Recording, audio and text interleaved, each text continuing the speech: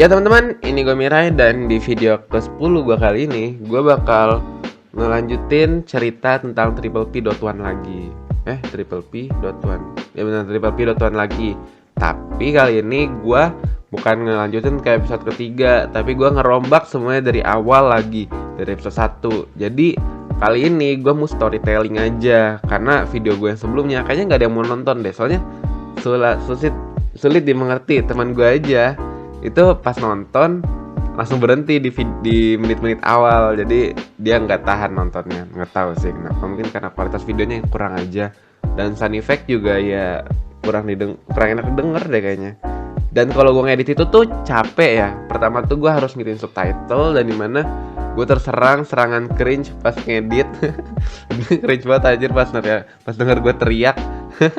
Terus habis itu nyari sound effect-nya juga agak susah. Walaupun gampang sih nyarinya di YouTube, tapi gue harus nyari yang cocok. Jadi agak susah, dan ya gue akhirnya ngerombak itu dari awal lagi. Dan jadi gue akan storytelling aja, dan mudah-mudahan kalian suka. Nah, mungkin kalian mau dengerin sambil sambil ngegame atau makan atau lagi bepergian sambil dengerin.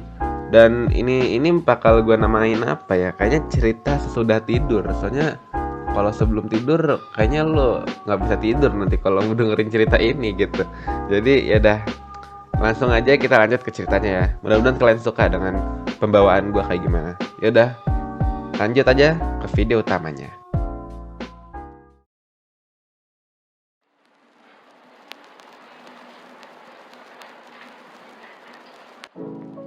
Di sebuah antah berantah ada sebuah kerajaan abad 17-an yang makmur dan tidak ada masalah apapun. Rakyatnya hidup dengan tenang tanpa ada masalah. Di keramaian, ada seorang anak kecil bertanya kepada ibunya. Anak itu bertanya, kenapa desa yang mereka tinggali itu ditutupi kabut dan tidak ada yang boleh keluar sama sekali. Jadi di sebuah desa itu atau di sebuah kerajaan itu ada pembatas, dan di luar pembatas itu isinya kabut dan asap doang. Jadi ya nggak ada apa-apa. Nah, habis itu ibunya ngejawab lagi dengan cerita kalau dulu ada makhluk namanya Oblivion. Mereka itu makhluk kayak kuda, tapi leher sama kepalanya tuh sama besarnya, dan mukanya cuma ada mulut dan gak ada matanya. Ini kayak yang di Benten gitu loh. Nih gue tunjukin ya gambarnya. Nih. Nah, lanjut ke cerita ibunya. Jadi Oblivion ini bisa ngebunuh dalam satu cakaran doang, karena di cakarannya ada racun. Nah, habis itu anaknya nanya lagi, terus kenapa mereka nggak bisa masuk ke dalam desa gitu. Nah, habis itu ibunya jawab, mungkin karena sinar matahari. Terus habis itu anaknya nanya lagi, terus gimana sejarahnya? Nah, habis itu ibunya jawab, kalau dulu raja pertama atau enggak kayak orang pertama yang ada di desa itu atau kerajaan itu tersesat di dalam dunia asap tanpa batas sambil dikejar-kejar Oblivion. Dia berlari sampai menemukan tempat yang penuh dengan sinar matahari. Nah, pas dia lihat ke belakang, ternyata Oblivionnya nggak ada, udah hilang, nggak bisa ngejar di tempat yang ada sinar mataharinya itu. Habis itu raja pertama pun ngebuat peradabannya di sini. Nah, situ anak kecil nanya lagi, kalau raja pertama tuh asalnya dari mana? Kalau satu dunia itu isinya asap doang, terus tuh raja dari mana gitu? Dia lahir dari mana kalau di luar tuh isinya Oblivion semua?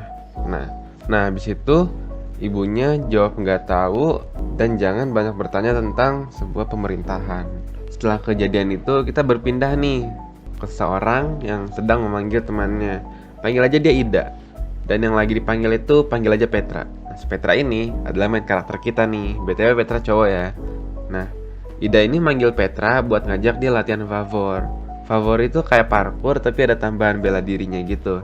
Nah, si Petra ini teriak kalau dia udah siap, dan dia utiwi mau keluar sana. Nah, habis itu dia keluarkan dari rumahnya. Habis itu pas udah sampai luar, dia dipanggil sama ibunya, disuruh nganter kue ini ke rumah Clara.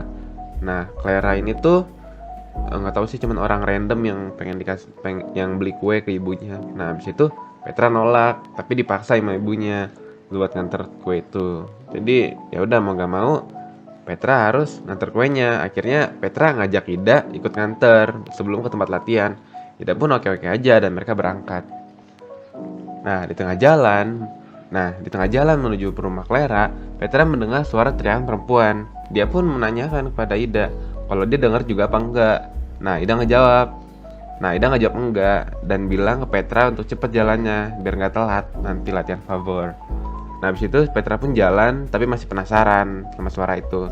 Suara teriakan perempuan itu terdengar lagi, tapi kali ini Ida juga dengar. Mereka berdua pikir itu berasal dari ruang bawah tanah. Jadi di sampingnya itu kayak ada ruangan yang untuk ke basement.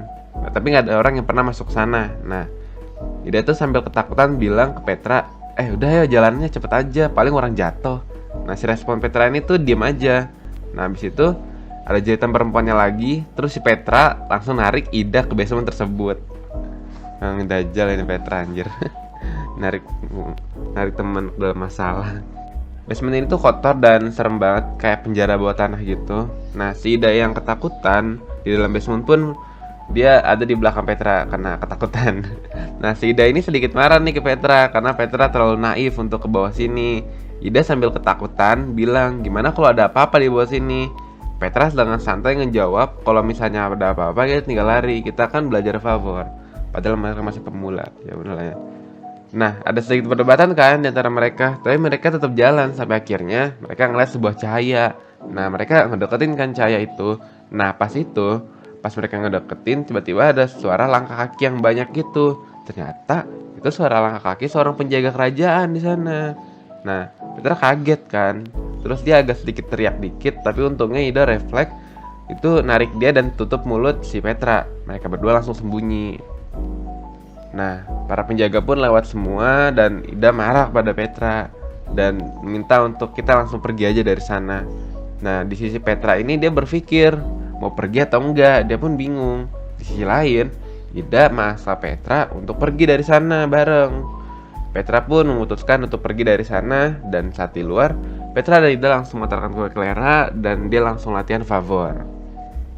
Terus malam pun tiba dan Petra sedang di rumah bersama adiknya. Nah, adiknya ini namanya Julia. Nah, si Petra ini nanya pada adiknya kalau ibu di mana. Nah, Julia ngejawab kalau ibunya masih kerja di pasar malam. Terus Petra bilang ke adiknya kalau dia mau pergi ke rumah si Ida dan kalau ibunya nanya, bilang aja dia ada di rumah si Ida. Nah, Petra pun keluar dari rumah dan ternyata dia bukan keluar dari rumah yang kayak kita bayangin semua. Dia pasti ke basement itu lagi gitu. Dan dia jalan di basement itu dan akhirnya dia ngeliat cahaya itu lagi. Saat dia mendekat, ternyata ada pintu di sana. Tapi Petra nggak tahu itu pintu apaan. Soalnya itu kayak pintu slide modern futuristik gitu. Nah, dia kaget pas dia mendekat, ternyata pintunya kebuka otomatis gitu. Karena kan Petra ini tinggal di abad 17-an, jadi belum ada yang kayak gitu. Nah, pas dia masuk, ternyata ada banyak yang teknologi yang sangat asing di mata Petra. Nah, dia habis itu ngedengar sebuah jeritan perempuan lagi. Dan ternyata itu dari kamar sebelahnya. Dia segera berlari, tapi nggak sengaja nyenggol barang di sana sampai jatuh. Nah, penjaga di sana pun datang dan ngeliat Petra di sana. Petra habis itu langsung lari keluar basement. Langsung panik kan. Saat kejar-kejaran di luar basement, penjaga itu berteriak dan menyuruh Petra untuk berhenti dan berteriak. Dan dia tuh tahu penjaganya itu kalau dia tuh lagi ngejar Petra.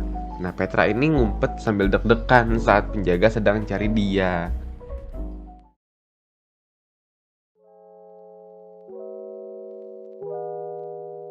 Oke, videonya selesai sampai situ aja.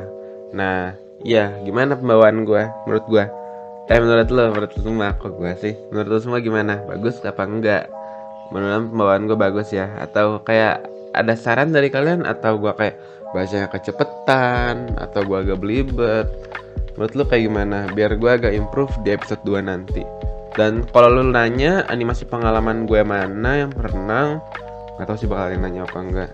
Itu gue kayaknya abis ini atau enggak abis episode 2. Karena gimana ya ngebuatnya tuh gue males gambar lagi anjir. Tapi bukan berarti gue nggak mau, jadi gue harus gambar.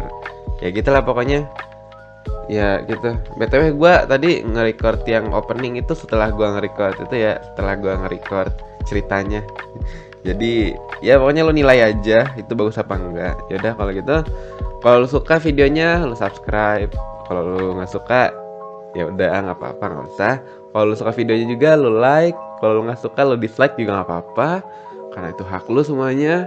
Ya udah, see you in the next video. Bye.